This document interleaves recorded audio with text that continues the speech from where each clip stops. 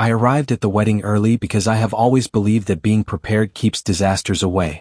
The hall smelled like roses and expensive promises, and for a moment I let myself believe this was the beginning of my forever. Marcus stood near the entrance, adjusting his tie like it was choking him. "You look nervous," he said, watching me instead of the decorations. "I'm getting married," I replied. "I think nervous is allowed." He didn't laugh. That should have warned me, but love makes silence sound like comfort. I ignored the tight feeling in my chest and walked inside anyway. The mirrors along the walls reflected a version of me I barely recognized. Tailored suit, polished shoes, a man who built everything from overtime shifts and stubborn hope. Lena used to say I worked too much. "You love numbers more than people," she teased once. I told her numbers never lied. She kissed me after that and said, "Then I'll be the exception." I believed her because believing felt easier than asking questions I was afraid to hear. Marcus stepped beside me again, lowering his voice as guests gathered around us, whispering about love and luck and appearances that never last. "You sure about this?" he asked, eyes scanning the room like he expected danger to walk through the door. "You asked me that yesterday," I said.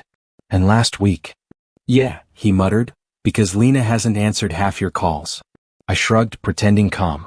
"Wedding stress. Or something else," he replied. Before I could answer, Mrs. Halper approached us with the smile she saved for cameras and charity dinners. "You made it on time," she said, as if punctuality were my greatest achievement. "I always do," I answered, though her approval felt colder than winter glass pressed against skin without warmth. She looked me over slowly, like a purchase she regretted but couldn't return. "Marriage is responsibility," she said. "My daughter deserves stability." "I built my company from nothing," I replied. "I can give her that." Her smile tightened. "We will see." Marcus leaned toward me once she walked away. "She hates you," he whispered. "She always has." "She loves Lena," I said. "That should be enough." Even as I spoke, doubt brushed my thoughts like a shadow I refused to chase.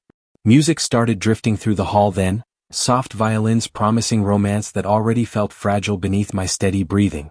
Guests took their seats and the officiant nodded at me to stand ready. My hands trembled only once and I hid them behind my back. Marcus squeezed my shoulder. "Last chance to run," he joked, but worry stayed in his voice. "Too late," I said. The doors closed behind us, sealing the room with expectation. Cameras lifted like metal birds waiting to capture happiness. I imagined Lena smiling when she saw me. That picture kept me standing when doubt tried to sit me down.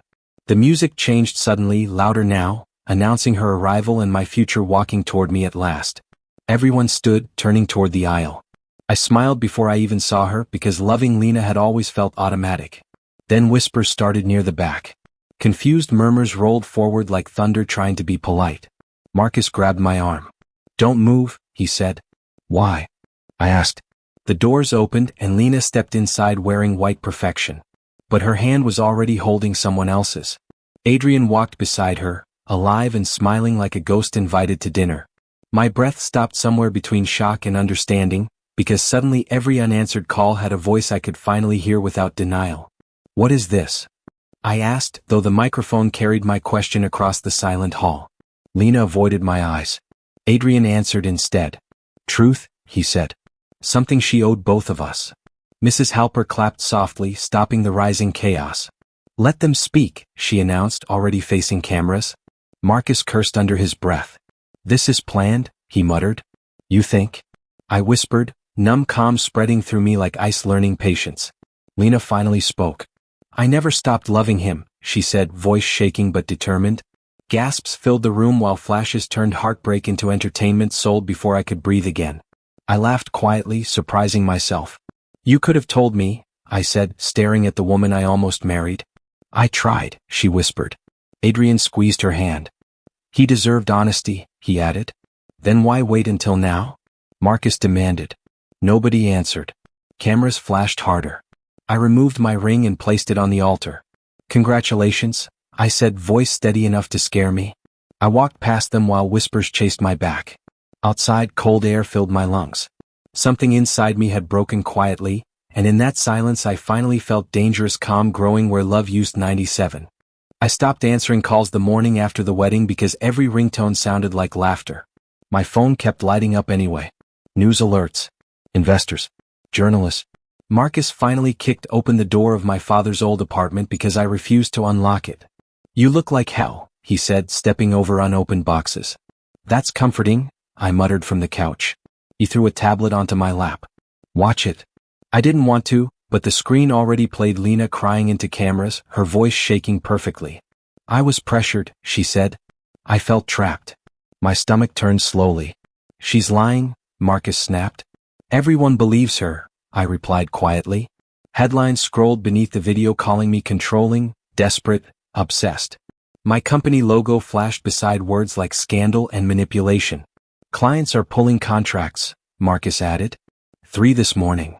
I rubbed my face. "Good for them." "Stop talking like that," he said sharply. "You built that company from nothing." I laughed without humor. Apparently I built it just to become a villain in someone else's love story. Silence stretched between us until he grabbed my collar and forced me upright, anger burning brighter than mine. "Fight back," Marcus said. "Expose them. And scream online like everyone else?" I asked. "That's not strength." "No," he shot back. "Rotting here isn't either." After he left, the apartment felt heavier. My father's old tools still sat near the window, rusted but organized. He used to say, "When people leave, work stays." I sat at his desk and whispered, "You were wrong." Memories crept in anyway: empty refrigerators, overdue bills, promises broken by people who said forever easily. Betrayal never surprised poor kids. It only hurt worse when success made you believe you escaped it. The knock came just before evening. I ignored it until the door opened anyway. "You still hide spare keys badly," Clara announced, dropping her bag inside. "Go away," I said. She crossed her arms. "No," her eyes scanned the room. "You smell like regret." "I'm grieving," I corrected. "You're sulking," she replied. She sat across from me without invitation. "Marcus called." "Of course he did." "He said you quit answering investors." I shrugged. "Maybe I don't want their money anymore." She leaned closer. "Or maybe you're afraid everyone leaves once they see you lose." "That's unfair," I said. "Is it?" she asked softly. "You remember when Mom disappeared for 3 days because rent was overdue?" I stiffened. "Don't start." "You waited by the window," she continued. "You thought she abandoned us." I swallowed hard. "She came back." Clara nodded. "And you decided love equals survival. Anyone leaving means failure." Her words hit deeper than Lena's betrayal ever could. "I trusted Lena," I whispered. "I built a future around her." "Then build another," she said simply. "But stop pretending pain makes you powerless." I stared at the cracked ceiling, unable to argue anymore. She cooked something terrible using old noodles while scrolling through her phone. "You're trending again," she said carefully. "I don't care." "You should." She showed me another video. Adrian stood beside Lena now, protective arm around her shoulders. A man in a gray suit spoke confidently to reporters. "That's Victor Kane," Clara said. "PR genius." Victor smiled like sympathy was a product he sold wholesale. "My client endured emotional pressure," he announced. "We will pursue legal protection." I felt something cold settle inside me. "Legal protection from what?" I asked quietly. "From you," Clara answered. Marcus burst in again minutes later. "They're preparing lawsuits," he said. "Victor's spinning investors against you." I stood slowly. "Good strategy." Marcus blinked. "That's it." "Anger is expensive," I replied. "I can't afford mistakes right now." Clara smiled faintly. "Finally." I opened my laptop for the first time since the wedding. Emails flooded the screen like accusations. Most were cancellations. One message, however, came from accounting. Subject line: urgent share authorization. I frowned. "What?" Marcus leaned over. "Problem?" My pulse began pounding. Documents opened one after another. Digital signatures. Transfer approvals dated 3 days before the wedding. My breath shortened. "She accessed executive permissions," I whispered. Clara stepped closer. "Who?" I didn't answer immediately because denial tried one last time to protect me. Then the name appeared clearly beside the authorization code. Lena Halper. 30% of my company quietly reassigned through shell holdings I didn't recognize. Marcus swore loudly. "She robbed you." My hands stopped shaking suddenly. Rage didn't come. Neither did grief. Only clarity settled in my chest, sharp and terrifyingly calm. "She didn't leave me at the altar," I said slowly. "She dismantled me first." Clara whispered. What are you going to do? I closed the laptop gently. Nothing, I answered. Marcus exploded. Nothing? I met his eyes. Not yet. For the first time since the wedding, I stood straight. Pain turned into calculation inside my head. Victor Kane thinks this story already ended, I said. Clara tilted her head. And? I picked up my coat. Rock Bottom finally spoke. I told them quietly. It said patience wins wars anger never understands. I decided rebuilding would hurt less than rotting. That realization came while staring at spreadsheets inside my father's apartment at 3 a.m. Marcus leaned against the doorway, arms crossed. You finally sleeping? He asked. No, I replied.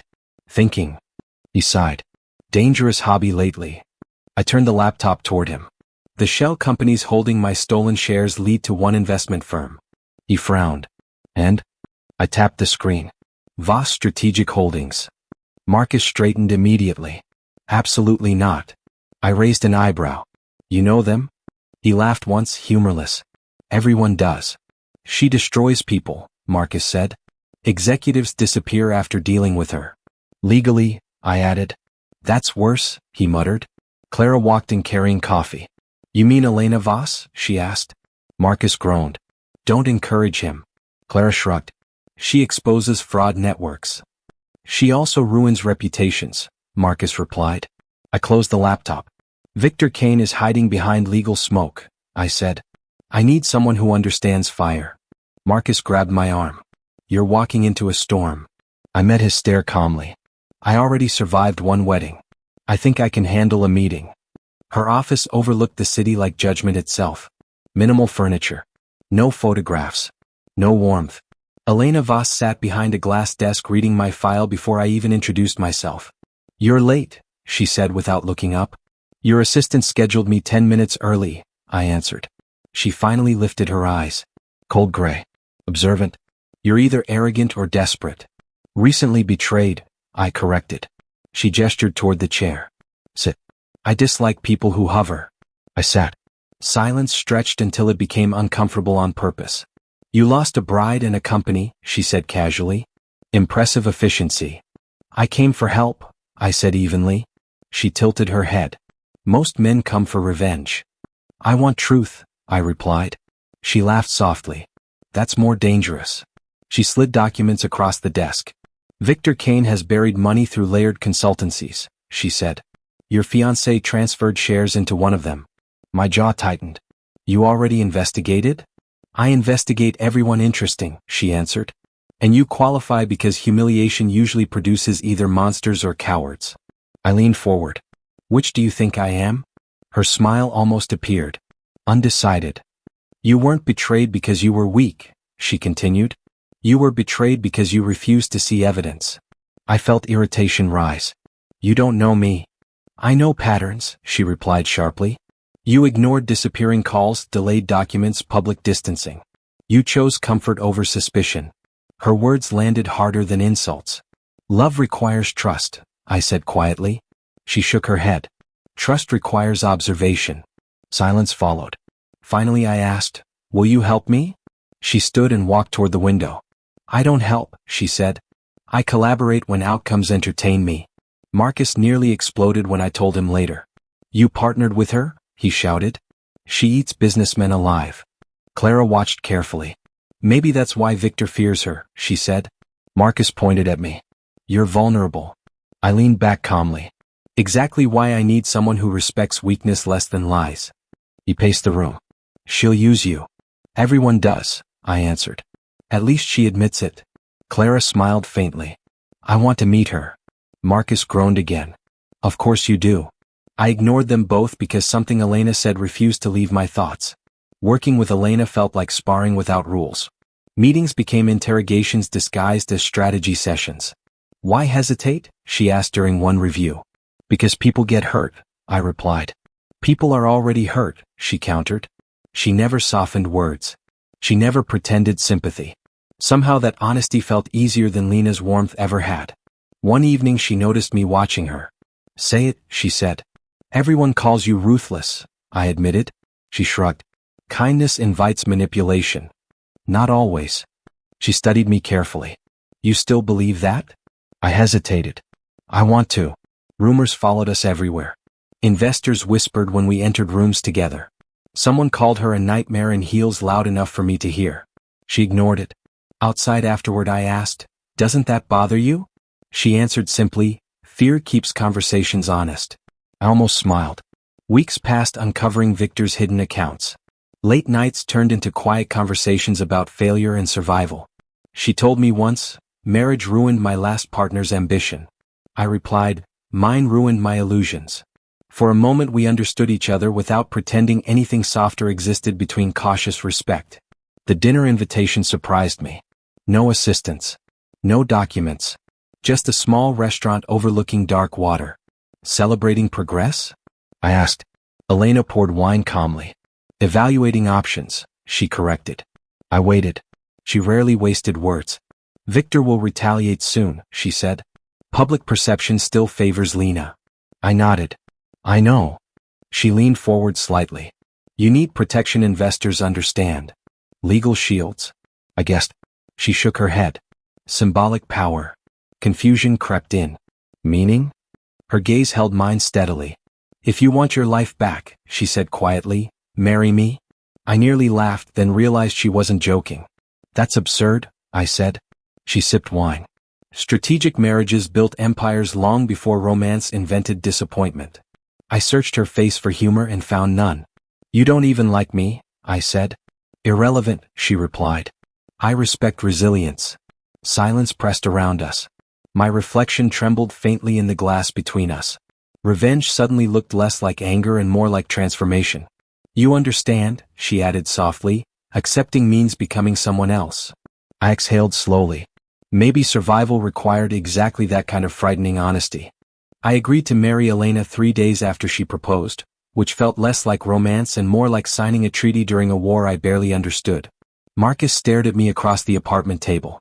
You're serious? He asked. Yes, I answered. He dragged both hands down his face. You survived one public disaster and decided to schedule another? Clara leaned against the counter, thoughtful instead of shocked. It makes sense, she said. Power respects symbols. Marcus pointed at her.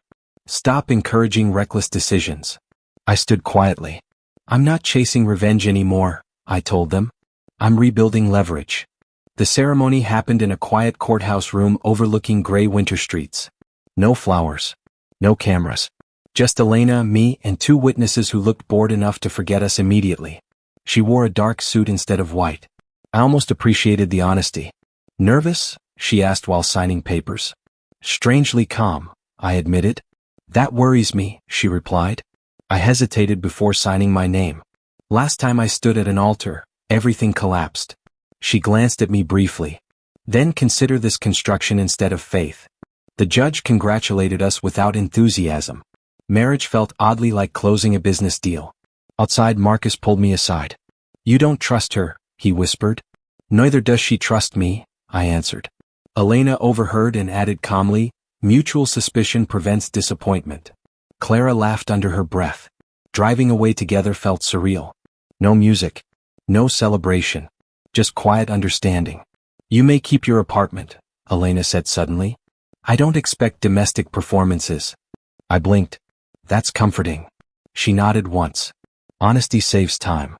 I realized she never asked for affection or reassurance. Somehow that absence felt heavier than expectations ever had, because silence forced me to examine my own intentions carefully. Corporate invitations arrived within days. Elena's name opened doors that once ignored me completely. At one reception, investors greeted us like royalty pretending humility. I spotted Adrian across the room beside Victor Kane. Adrian's smile tightened when he noticed Elena's hand resting lightly on my arm. Enjoying your upgrade? He asked quietly when we crossed paths. I answered calmly, I prefer honesty now. Victor joined him, voice smooth as oil. Reputation recovery through marriage. Interesting strategy. Elena responded before I could. Truth tends to survive longer than narratives, Mr. Kane. His confidence flickered briefly. Daniel Cho introduced himself later that evening. I handle legal complications, he said, offering a precise handshake. Calm eyes. Perfect posture. He translates chaos into contracts, Elena explained. Daniel opened a tablet immediately. Your former fiancé signed preliminary agreements months before the wedding, he said. My chest tightened. Show me.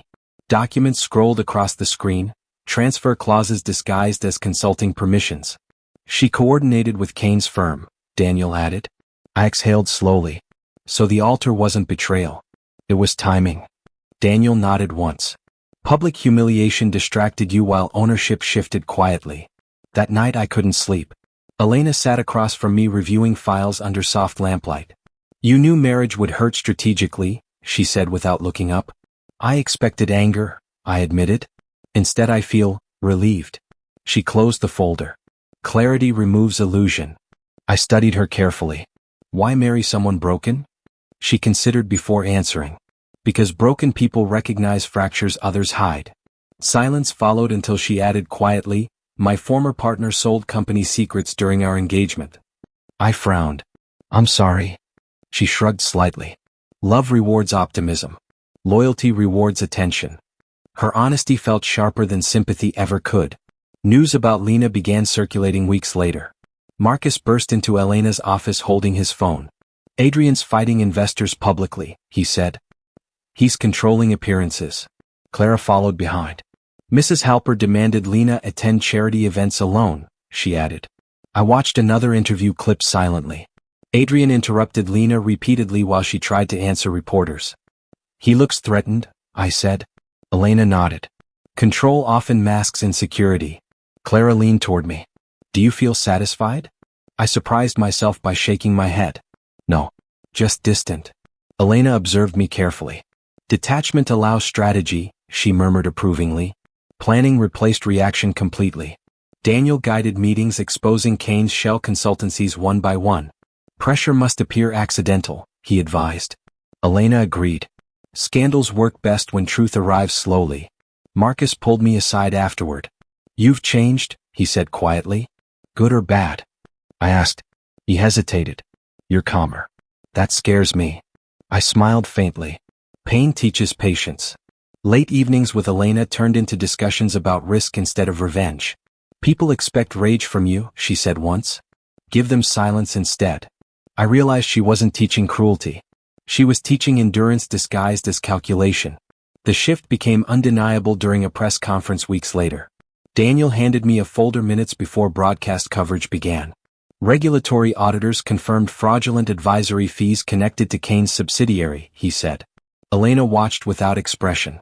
Screens behind reporters suddenly flashed breaking headlines announcing investigations into Victor's company.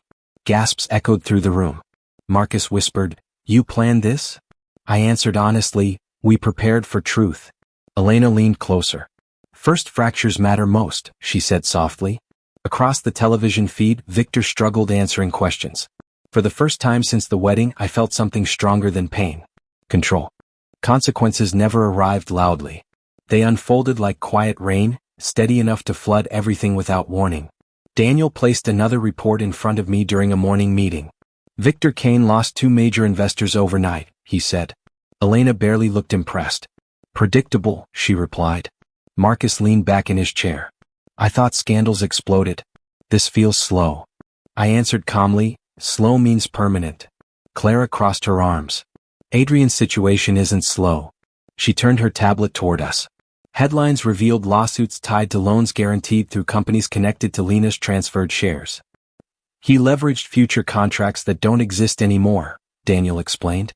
Debt collectors rarely appreciate imagination. I felt no satisfaction watching Adrian argue with reporters in another clip. He looked angry, cornered. Elena noticed my silence. You expected celebration? She asked quietly. I expected closure, I admitted. Marcus snorted. Closure doesn't trend online. Elena stood. Today matters more. She nodded toward the conference room door. Our journalist arrives soon. Clara frowned. Journalist? Elena's expression sharpened slightly. Truth requires witnesses. I followed her outside, curious who willingly walked into storms she personally created. Nora Patel entered carrying notebooks instead of cameras. I don't do sympathy pieces, she said immediately. Good, Elena replied. We don't sell them. Nora shook my hand firmly. You're calmer than expected, she told me. Everyone online calls you obsessive. I almost smiled. Online knows many things. She sat and opened files Daniel prepared. Victor Kane's consultancy network fascinates regulators, she said. But Lena interests readers more. My chest tightened slightly. Why? Nora met my eyes directly. Because betrayal stories sell better when the victim refuses to scream. Elena added quietly, publish evidence only. Hours passed reviewing contracts and timelines. Nora asked sharp questions. Did Lena pressure investors emotionally? She asked. I answered carefully. She convinced people stability existed where risk already lived. Nora nodded thoughtfully. That's manipulation disguised as charm. Marcus whispered later, she's terrifying. Clara disagreed. She's honest. Elena finally spoke. Release documents gradually, she instructed Nora. Let consequences breathe. Nora smiled faintly. You enjoy patience. Elena responded, karma prefers timing. Watching them felt strange. I realized revenge no longer required my voice. Truth moved forward without shouting or dramatic speeches anymore. Lena arrived unexpectedly that evening. Security called first. She insists, Daniel warned through the phone. I hesitated before answering. Send her up. Marcus grabbed my arm. Bad idea. I shook my head. Avoiding her means she still controls me. When Lena stepped inside, silence followed like an old memory refusing permission to stay. She looked thinner. Exhausted. You look different, she said carefully. Marriage suits you. I gestured toward the chair. Sit. She remained standing. You're not angry? She asked. I answered honestly. I was. It passed. Confusion flickered across her face immediately. I expected shouting, she admitted. Everyone online says you're planning revenge. I folded my hands calmly. People confuse planning with healing. She laughed nervously. Victor says you're destroying everything. Victor destroyed himself, I replied. Her voice sharpened. Adrian's drowning in lawsuits. I shrugged slightly. Choices accumulate consequences. She stepped closer. You loved me. The statement sounded almost desperate. I met her eyes without warmth. I loved who you pretended to be. That hurt her visibly. You replaced me quickly, she whispered. No, I said softly. I replaced illusions slowly. She sat finally, shoulders trembling. My mother blames me for losing sponsors, she admitted. Adrian watches every message I send. I felt sympathy trying to rise and pushed it down gently. You chose them, I reminded her. Tears formed. I thought security mattered more than feelings. I nodded once. It often does. She looked around Elena's office quietly. Do you still hate me? She asked. I considered carefully. Hate requires attachment, I answered. Silence followed longer this time. When she left, Marcus exhaled loudly. That was colder than revenge. I whispered, it was honesty. Nora's articles published over the next week. Evidence appeared piece by piece. Contracts, recordings, investment timelines. Lena's interviews contradicted documents proving she coordinated financial transfers before the wedding. Public sympathy shifted overnight. Clara hugged me after reading one headline. She lied about you controlling her accounts, she said. Marcus added quietly, you won. I shook my head. No one wins when trust dies. Elena watched me carefully but said nothing. That night she collapsed during a meeting review, dropping files across the floor. Elena. I caught her before she fell completely, panic replacing strategy instantly. At the hospital, doctors spoke calmly about exhaustion and stress complications. Marcus waited beside me. You look terrified, he said. I didn't deny it. She never slows down, I muttered. Clara squeezed my shoulder. You care about her. I stared through the glass watching Elena sleep under sterile lights. I married her for strategy, I admitted quietly. Marcus asked softly, and now? I struggled to answer. Fear felt unfamiliar after months of controlled calm. When Elena finally opened her eyes hours later, she whispered, you should be working. Relief flooded me unexpectedly. I am, I replied, sitting beside her bed. She studied me weakly. Victor's investigations will expand, she murmured. Daniel can handle them, I said. She frowned slightly. Efficiency matters. I shook my head. So do people. She seemed surprised. You've changed again, she said quietly. I almost laughed. Maybe revenge exhausted me. She closed her eyes briefly. I never wanted revenge, she admitted. Only fairness. I realized then protecting her mattered more than proving anything to Lena or Victor. For the first time since betrayal rewrote my life, victory felt smaller than peace and quietly enough. The news broke before sunrise. Marcus called first. "Turn on the television," he said breathlessly. I sat beside Elena's hospital bed and muted the room monitors before switching channels. Nora Patel stood outside a courthouse surrounded by microphones. Federal investigators confirmed coordinated financial fraud involving Victor Kane's consultancy network, she reported calmly. Officers escorted Victor past cameras seconds later. He looked smaller without confidence protecting him. Elena watched quietly from the pillow beside me. "Timing," she whispered weakly.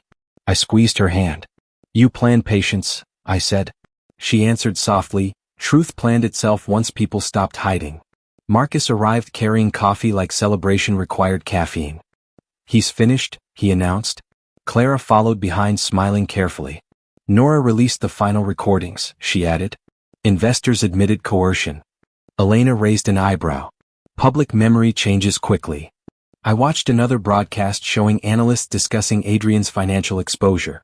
"Debts connected to Kane's subsidiaries surfaced overnight," Marcus said. "Banks froze everything." Clara sighed. "He disappeared from interviews already." I felt strange calm listening. Months earlier I imagined cheering. Instead I only felt distance, like watching storms through glass after finally reaching shelter somewhere warm. Daniel entered briefly with documents even inside the hospital. "Regulators restored voting rights tied to your stolen shares," he informed me. "Ownership returns immediately." I nodded. "Thank you." He glanced at Elena. "Recovery matters more today." She rolled her eyes slightly. "You sound sentimental." Daniel allowed himself a small smile. "Legal accuracy sometimes includes humanity." After he left, Elena studied me carefully. "You're not celebrating," she observed. I shook my head. Winning stopped being the goal. She seemed thoughtful. "Good," she murmured. "Victory without peace resembles another prison entirely." Lena came that afternoon. Nurses hesitated until I approved the visit. She stood near the doorway like someone unsure she belonged anywhere anymore. "I heard Victor was arrested," she said quietly. "Yes." Silence stretched. She finally asked, "Can we talk alone?" Elena surprised me by speaking first. "I trust him," she said calmly before closing her eyes again. Outside the room Lena avoided looking at me. "Adrian left yesterday," she admitted. "Lawyers said association damages his defense." I nodded slowly. Consequences move quickly when protection disappears. She laughed weakly. "My mother blamed me on television." "I saw," I answered. Mrs. Halper's interview replayed endlessly online, polished outrage distancing herself from scandal. Lena rubbed her arms nervously. "I thought security mattered more than loyalty," she said. "Adrian promised stability. Victor promised success." I waited quietly. "I expected you to fight for me," she continued. "To beg me to reconsider at the altar." Her honesty surprised me. "I almost did," I admitted. Then I realized love shouldn't require humiliation. Tears filled her eyes. "Do you hate me?" she asked again, echoing months before. I shook my head gently. "I outgrew needing answers from you." She stepped closer. "We could fix things," she whispered desperately. "Your company recovered. People forget scandals." I almost smiled sadly. "I didn't marry Elena to replace you," I said. "I married her because she never pretended loyalty." Lena's shoulders fell. "I thought comfort mattered most," she said quietly. "Comfort disappears," I replied. "Character stays." She nodded slowly, understanding arriving too late. When she left, I felt lighter instead of victorious.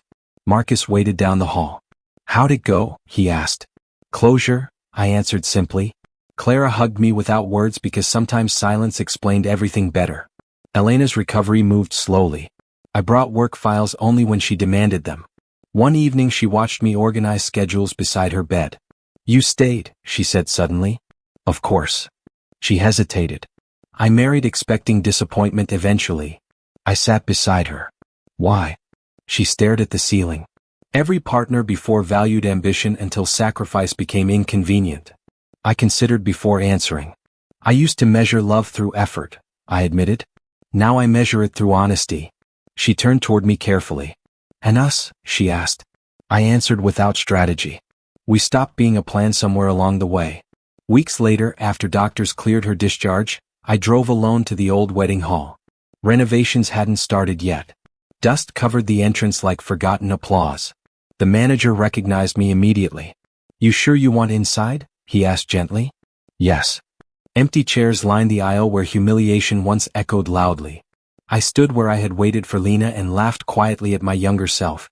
"You survived," I whispered aloud. Memories felt softer now. Not wounds. Lessons. My phone rang. Elena's voice came through. "Where are you?" she asked. "Choosing something important," I answered honestly. "Come home," she said. The word surprised me more than anything else. I walked outside into sunlight that felt warmer than memory allowed before. Later that evening we sat together overlooking the city skyline from our balcony. Marcus argued with Daniel about contracts inside while Clara laughed somewhere in the kitchen. Ordinary noise filled the space. Elena leaned beside me. "Do you regret any of it?" she asked quietly. I thought about Victor in custody, Adrian hiding from debt, Mrs. Halper chasing reputation, and Lena facing silence louder than punishment. "No," I said finally.